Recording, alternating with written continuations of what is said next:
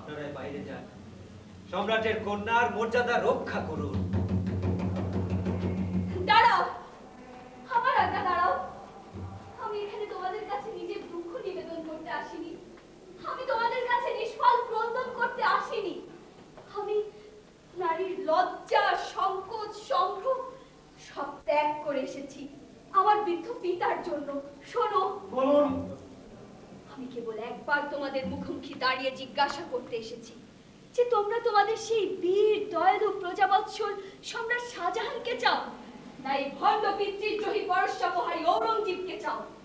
যেন এখনো ধর্মলুপ্ত হয়নি, এখনো চন্দ্র সূর্য উঠছে, এখনো পিতা পুত্রের সম্বন্ধ আছে। আজ একদিনে একজনের পাপে তা উল্টে যাবে? তা হয় না। বলো বলো,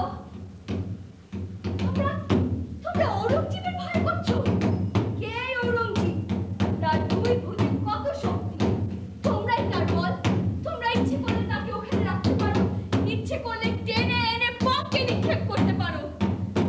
তোমরা যদি তোমাদের সম্রাট শাহজাহানকে এখনো ভালোবাসো, সিংহস্থবির বলে যদি তাকে পদাঘাত করতে না চাও, তোমরা যদি মানুষ অন্ত বলো সমস্বরে জয় সম্রাট শাহজাহানের জয়, দেখবে ঔরঙ্গজেবের হাত থেকে ওই রাজদণ্ড খসে পড়ে যাবে।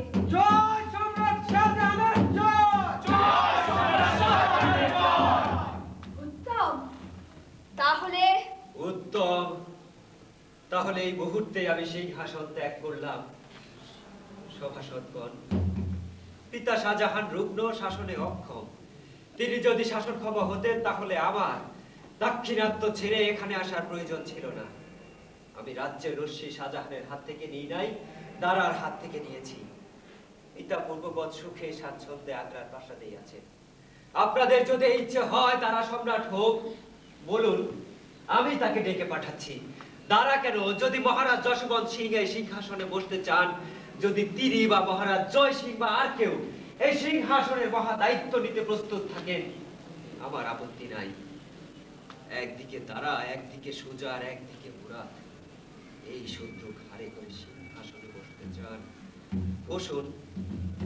আমার বিশ্বাস ছিল যে আপনাদের সম্মতি ক্রমে ও অনুরোধে আমি এখানে বসেছি। মনে করবেন না যে এই সিংহাসন আমার পুরস্কার, এই আমার শাস্তি। আমি আজ সিংহাসনের উপরে বসে নাই, বারুদের স্তূপের উপর বসে আছি। তার উপর এর জন্য আমি মক্কায় যাওয়ার মহাসুখ থেকেও বঞ্চিত আছি। বলুন, আপনাদের যদি ইচ্ছে হয় তারা সিংহাসনে বসুক, হিন্দুস্থান আমার অরাজক ধর্মহীন হোক, আমি আজই মক্কায় চলে যাচ্ছি। সে তো আমার পরম সুখ। বলুন।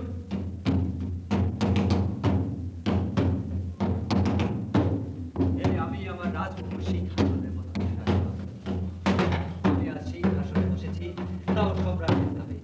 বেশি দিনের জন্য নয়, সাম্রাজ্যে শান্তি স্থাপন করে তার বিশৃঙ্খল রাজত্বের শৃঙ্খলা এনে পরে আপনারা যার হাতে বলেন আমি তার হাতে রাজ্য ছেড়ে দিয়ে আমি সেই মক্কায় যেতে চাই। আমি এখানে বসেও সেই দিকে চেয়ে আছি। আমার জাগ্রতে চিন্তা, নিদ্রায় স্বপ্ন, জীবনের ধ্যান সেই মহাতীর্থের দিকে চেয়ে আছে। বলুন, আপনাদের যদি ইচ্ছে হয় আমি আজই রাজ্যের রশ্মি ছেড়ে দিয়ে সেই মক্কায় চলে যাই, সে তো আমার বড় সৌভাগ্য। বলুন, আপনাদের কি অভিপ্রায়? মোহাম্মদ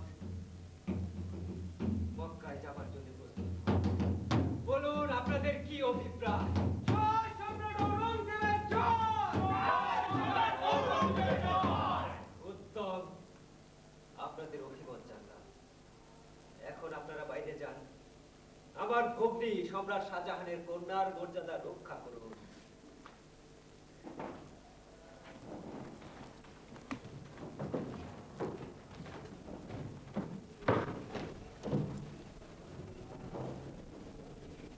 ঔরঙ্গজেব, ভগ্নী, চমৎকার! আমি বিস্ময়ে নির্বাক হয়েছিলাম, তোমার ভেলকি দেখছিলাম।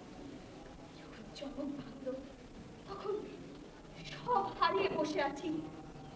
চমৎকার!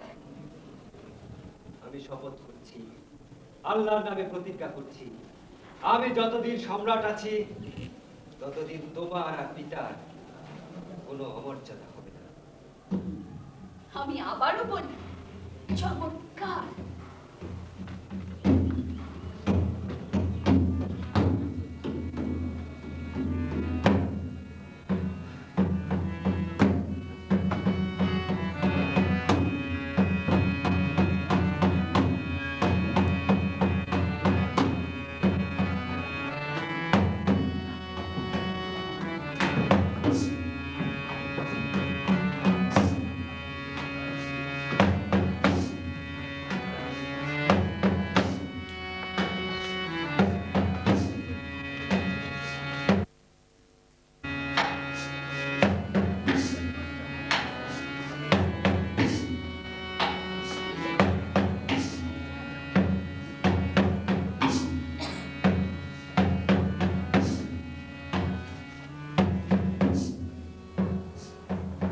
আমরা এই যুদ্ধে জিতেছি উজির সাহেব। সে কি যা? প্রথম কামান চালাবেন আপনি, তারপর আমি সেই চকিত সৈন্যের উপর হাতি নিয়ে আক্রমণ করব। এরপর থাকবে মোহাম্মদের অশ্বারোহী। এই 3 কিস্তিতেই মাত। আর যশবন্ত সিং? তার উপর এবার তত নির্ভর করি না। তাকে চোখে চোখে রাখতে হবে, যাতে আমার আর সুজার সৈন্যের মধ্যে কোনো অমর্যাদা না থাকে। তার বিপক্ষে, তার পেছনে থাকবে আপনার কামান, আর আমি আর মোহাম্মদ থাকবো 2 পাশে। বিপক্ষের আক্রমণ হবে প্রধানত যশবন্তের রাজপুত সৈন্যের উপর। তারা যুদ্ধ করে ভালো, নইলে পিছনে আপনার কামান তো রইলই। তা যাক উজির সাহেব, আমরা এই যুদ্ধে জয়লাভ করব। আপনি প্রস্তুত থাকবেন? এখন যেতে পারেন। যশবন্ত সিং, এটা শুদ্ধ পরীক্ষা। মোহাম্মদ, তুমি থাকবে সবার সম্মুখে, যশবন্ত সিংহের দক্ষিণে। তুমি সব শেষে আক্রমণ করবে। এই দেখো নকশা, বুঝলে? পিতা। আচ্ছা যাও, কাল প্রত্যুষে প্রস্তুত থাকবে। সুজার নক্ষ শূন্য অশিক্ষিত, বেশি কষ্ট পেতে হবে না।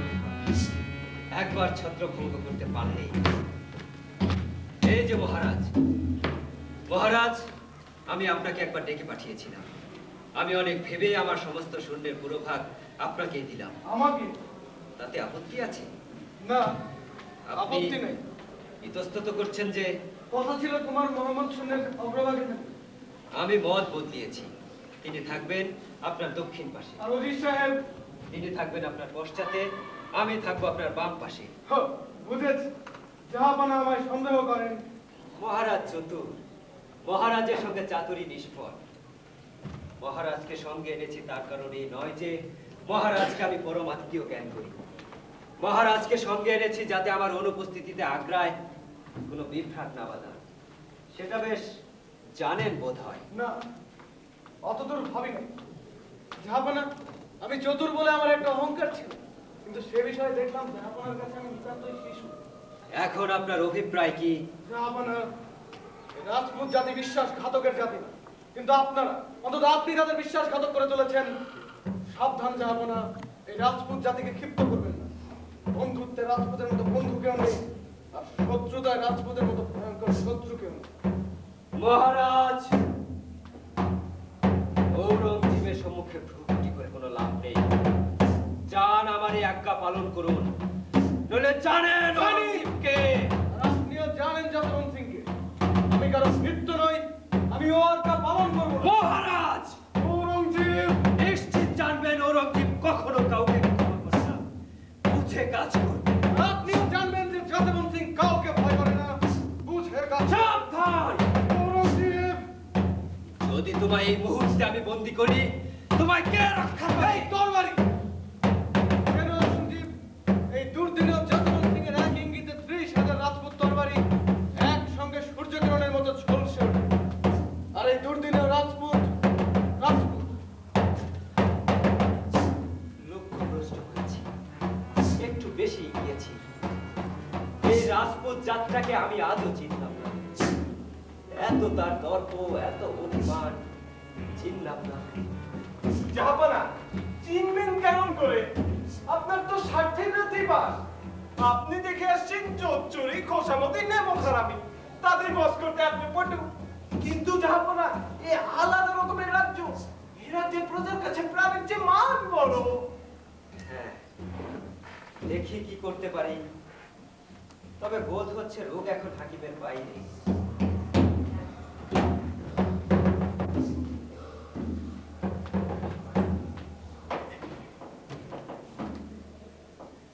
দিলদার, ও দিলদার, তুমি সেধেছিলে সুচ হয়ে, ফাল হয়ে না বেরো।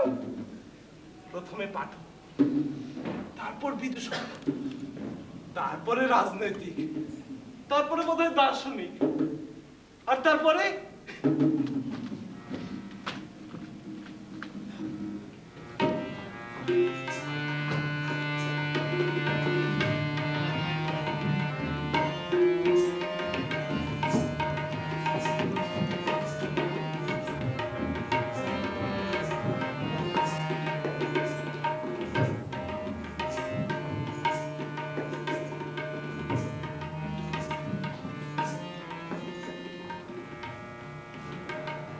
সারা সকাল বসে বসে ছাদের বাগানটি দেখেছি আমি, করা বইগুলি দুখানি বাগানটি আমার দেখেছি।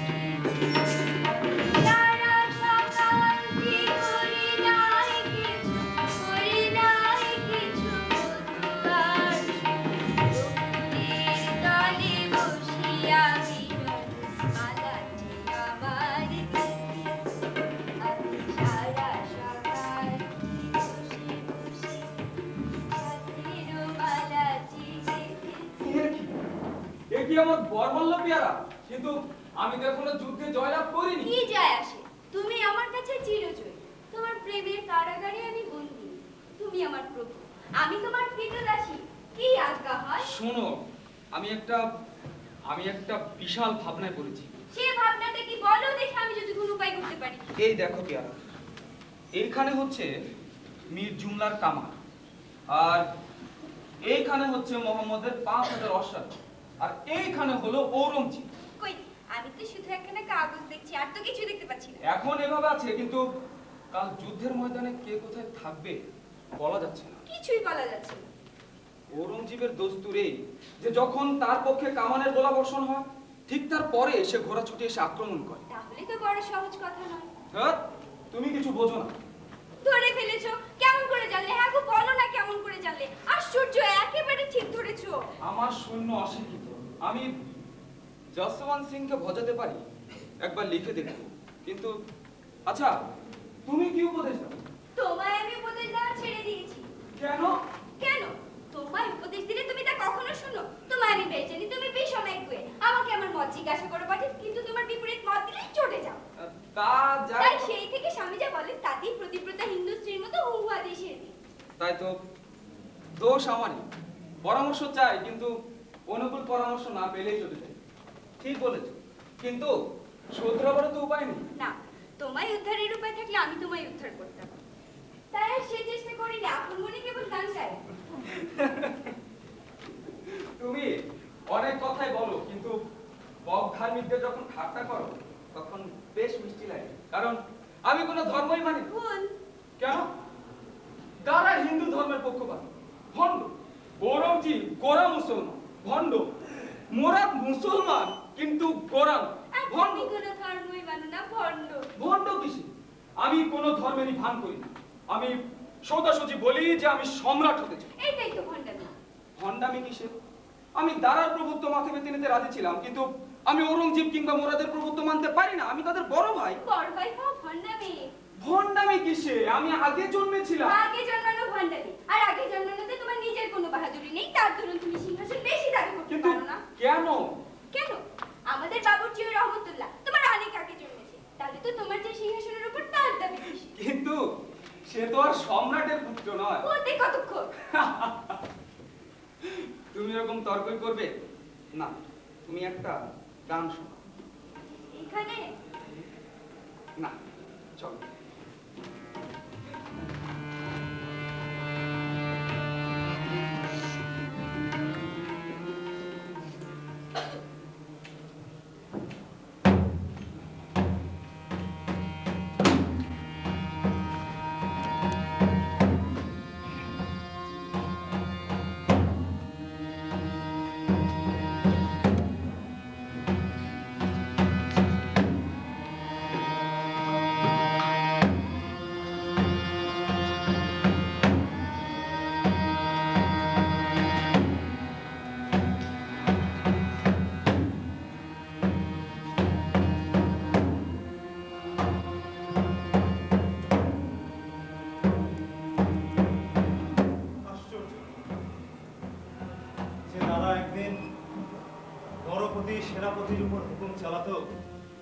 আজ সে নগর হতে নগরে প্রতারিত হয়ে আজ পরের দুয়ারে ভিখিরি।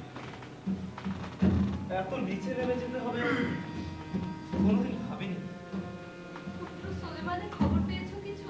তার খবর সেই এক, মহারাজ জয় সিং তাকে পরিত্যাগ করে ঔরঙ্গজেবের সাথে যোগ দিয়েছে। বেচারি পুত্র জনকতক অবশিষ্ট সঙ্গী নিয়ে হরিদ্বারের পথের আহরে আমার কাছে আসছিল, কিন্তু পথে একদল সৈন্য তাকে তাড়িয়ে নিয়ে শ্রীনগরের প্রান্তে নিয়ে যায়।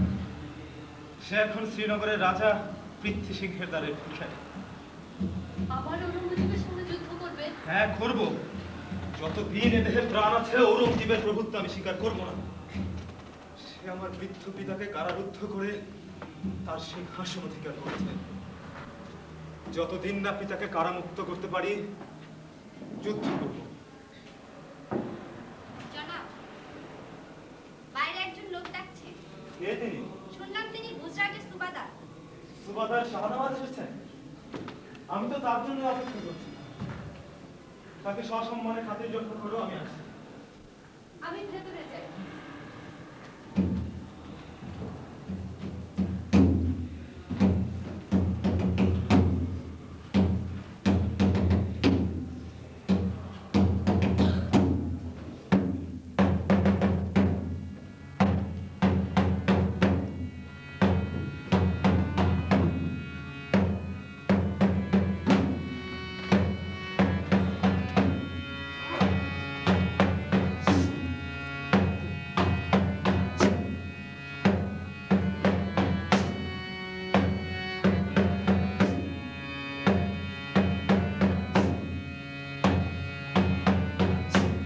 কি অসম সাহসী হে মহারাজ যশোবন্ত সিং! খিজুয়া যুদ্ধক্ষেত্রে শেষ রাত্রে আমার মহিলা শিবির পর্যন্ত লুণ্ঠন করে একটি জলোচ্ছ্বাসের মতো আমার সৈন্যের উপর দিয়ে চলে গেল। অদ্ভুত। যা হোক, সুজার সঙ্গে এই যুদ্ধে জয়ী হয়েছি, কিন্তু ওদিকে আবার বেগ করে আসছে আরেকটা ঝড় হবে। শাহনাবাজার দ্বারা সঙ্গে যশোবন্ত সিং, এ বড় ভয়ঙ্কর যোগ। কিন্তু আমি প্রধান আশঙ্কা করছি মোহাম্মদকে। তার চেহারা, চোখ, মুখ কম কথা কয়। আমার প্রতি একটা অবিশ্বাসের বীজ তার মনে কে বপন করেছে।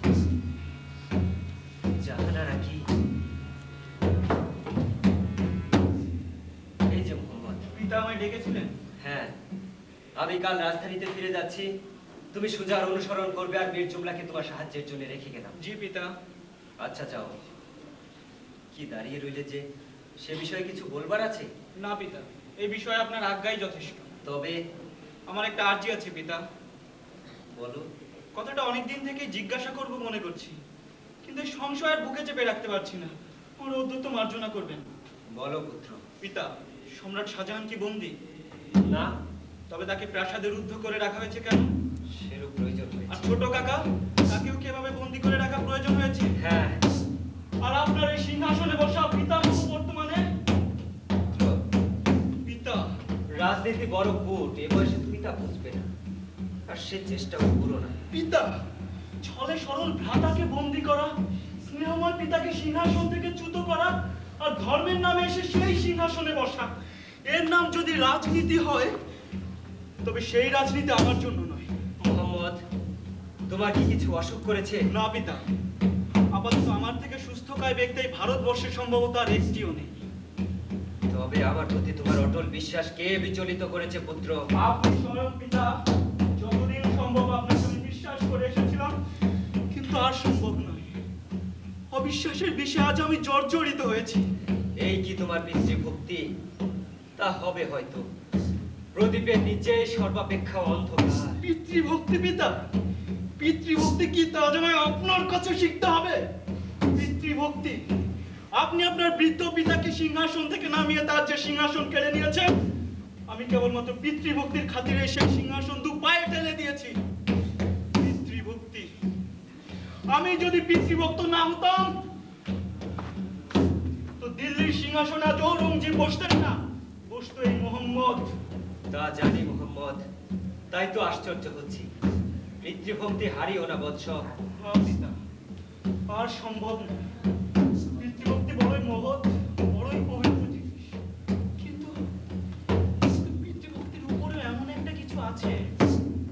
তার কাছে পিতা মাতা ভ্রাতা সব খর্ব হয়ে যায়।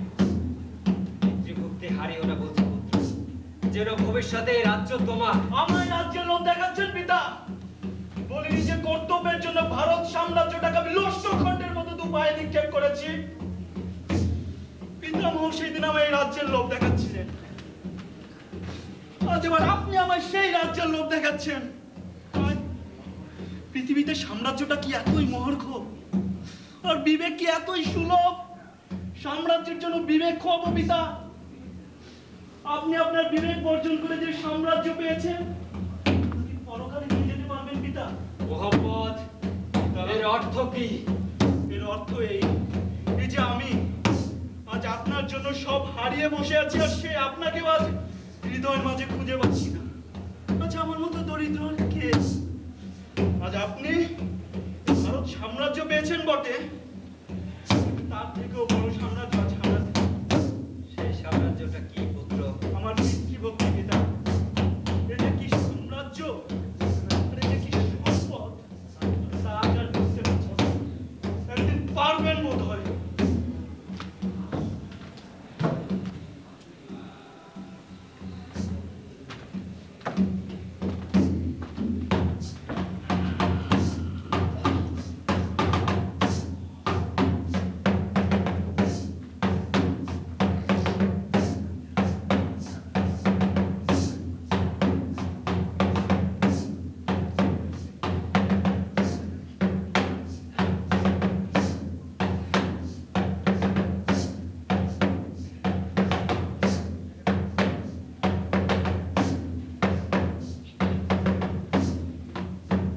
কিন্তু দাদা, দাদা দাদা আপনার কে? হ্যাঁ, সেও মুসলমান, ঔরঙ্গজেবও মুসলমান। আপনি কার জন্য রাজপুত রক্তপাত করতে যাচ্ছেন? আরে তারাই যদি জয়ী হয় তাতে আপনারই বা কি লাভ? আপনার জন্মভূমিরই বা কি লাভ? তবে আসুন মহারাজ, আমরা মাতৃভূমির জন্য যুদ্ধ করি। মেবারের রানা রাজসিং, বিকানির মহারাজ আপনি, আর আমি, এই তিনজনের মিলিত শক্তিতে মোগল সাম্রাজ্য ফুৎকারে উড়ে যাবে।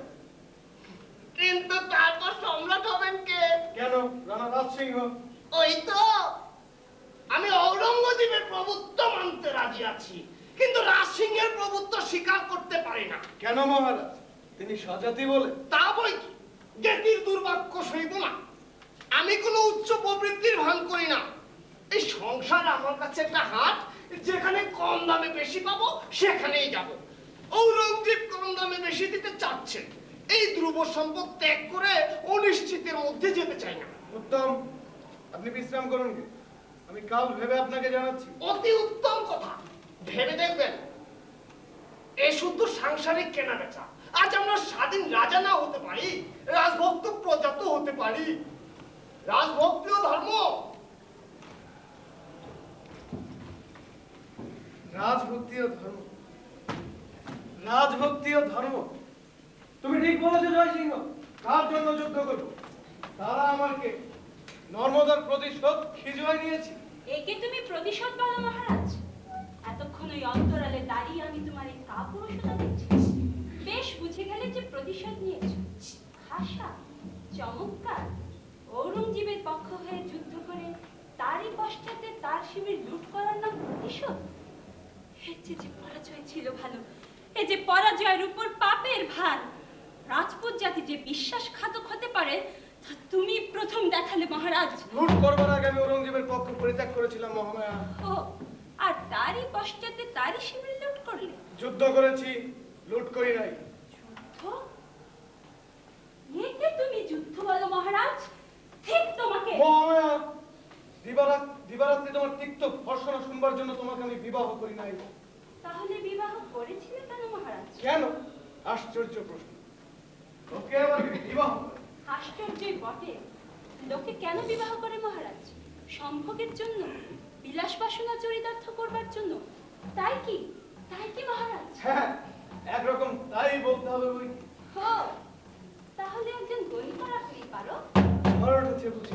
মহারাজ, তুমি যদি সম্ভোগ করতে চাও, যদি বিলাস বাসনা চরিতার্থ করতে চাও, যদি কামের সেবা করতে চাও, তো তার স্থান এই কুলাঙ্গনার পবিত্র অন্তপুর নয়, তার স্থান বারাঙ্গনার সজ্জিত নরক। সেইখানে যাও। তুমি রৌপ্য দিবে, বিনিময়ে সে তোমাকে রূপ দিবে। স্বামী স্ত্রী সে সম্বন্ধ নয় মহারাজ। তবে স্বামী স্ত্রীর সম্পর্ক কি? স্বামী স্ত্রীর সম্পর্ক ভালোবাসার সম্পর্ক। সে যেমন তেমন ভালোবাসা না। সে ভালোবাসা দিন দিন প্রিয়তমকে হেয় করে তোলে না। সে ভালোবাসে কেউ নিজের চিন্তা করে না মহারাজ। সে ভালোবাসা অচঞ্চল, অনুদ্বিগ্ন, উৎসর্গময়।